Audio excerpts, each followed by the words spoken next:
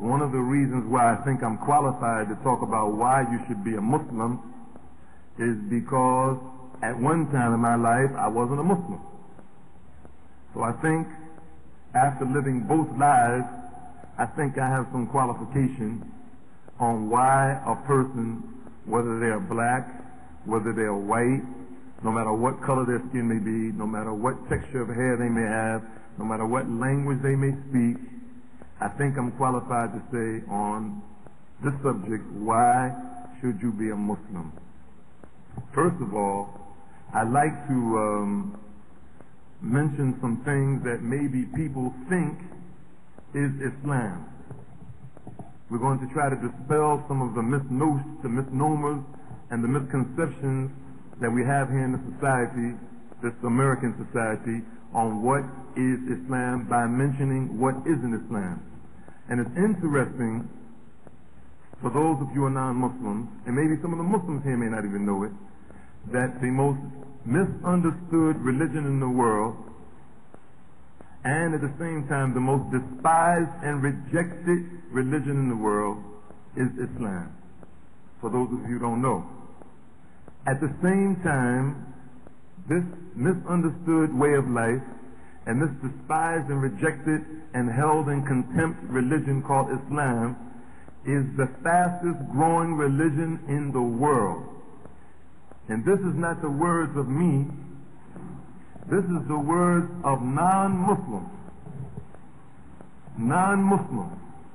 They have statistics that they are claiming that are accurate, and we believe that they're more accurate than what they say, that Islam is the fastest growing religion in the world, and it's the fastest growing religion in the United States. In fact, to make a note of why it's despised, or one of the points of statements of why it's despised, about 4 or 5 years ago, maybe longer than that, the former President Nixon mentioned on national TV, not in some park somewhere or in his blue room or green room when he was in the White House, but he said this on national television, that now that we've done, or we're about to do away with communism, now we have to concentrate on the biggest threat that we have to this nation. And that's not the drugs, that's not prostitution, that's not inflation, that's not maternal mortality rate. Islam. It's on national TV, documented, that the biggest threat to this society, according to the former President Nixon, is Islam. And according to Dan Rather and Mike Wallace, just 2 years ago, on 60 Minutes, the fastest growing religion in the United States is Islam. Without any advertising, without any national television shows, without any national radio programs, without any billboards like the Christians and the Jews and the other religions have, without any major advertising in any of the newspapers, Islam is the fastest growing religion in the United States and in the world. They added to this. And Mike Wallace said that by the year 2300, they estimate that 1 out of every 3 people in the entire country is going to be a Muslim. Already, 1 out of every 4 people are Muslim. 4 billion people in the world. 1 billion people are Muslim. 4 billion people, 1 billion are Muslim. By the year 2300, according to a non-Muslim, 1 out of every 3 people in this country is going to be a Muslim. Now, for the Muslims, we already knew this. We already knew that Islam was going to grow like this.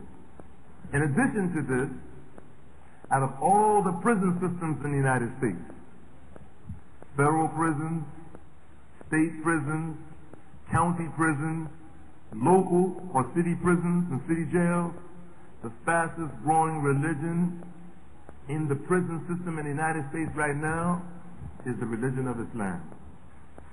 In the armed forces, the fastest growing religion in the Navy, in the Marines, even in the Coast Guard, the Army, in the Air Force, documented by the non-Muslims, is Islam.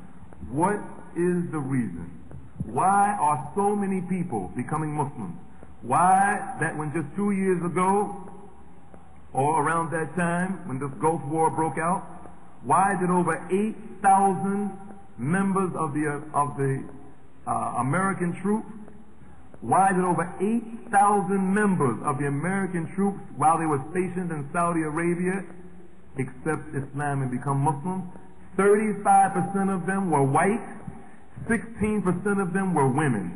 And they also have some statistics that Islam is the fastest growing religion among women today. More women are accepting Islam now than any other religion in the United States. Why is this happening? Why are people becoming Muslims? Why are people accepting Islam? There's a lot of reasons. There's a lot of reasons. But one of the reasons, as when a Protestant chaplain, a Reverend Bogosian, one day when we were driving to work, I used to work as a chaplain, quote unquote, in New York State Corrections, and we used to carpool. I had an office with the Jewish chaplain and the Catholic chaplain and the Protestant chaplain. The Protestant chaplain one day, Reverend Bogosian, he asked me, he said, Daoud, why did you leave Christianity? Because he also knew that I was in the Christian ministry.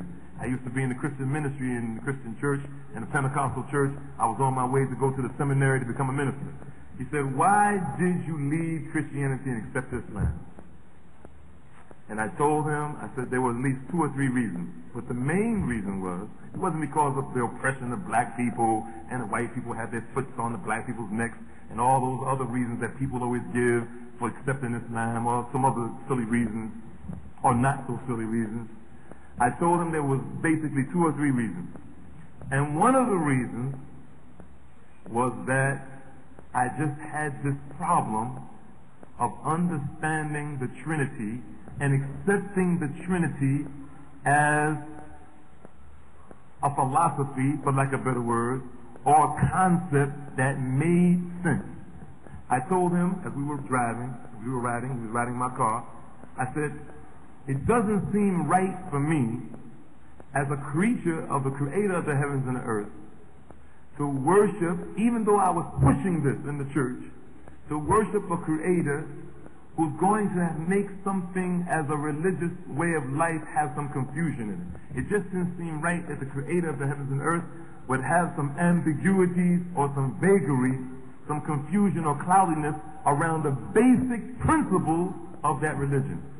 And I said one of those basic principles was the Trinity. I just couldn't understand why the basic principles of Christianity, the Father, the Son, and the Holy Ghost, there wasn't one verse in the Bible that substantiated it. And I was a student. I wasn't just a layman on the street. I was a student. And he knew, because he had a doctor of divinity, so he knew better than I did, that there wasn't one verse in this Bible, 66 books in the Protestant version, 73 books in the Catholic version. No matter what Bible you read, Wycliffe, Schofield, Lane, New World Translation, the Mormon Bible, the Seventh-day Adventist Bible, didn't make any difference. Not one verse that was of the original manuscript that proved that God was 3. Not one. That was an original part of the text of the Bible. And so he looked over to me. He's a much older man than me.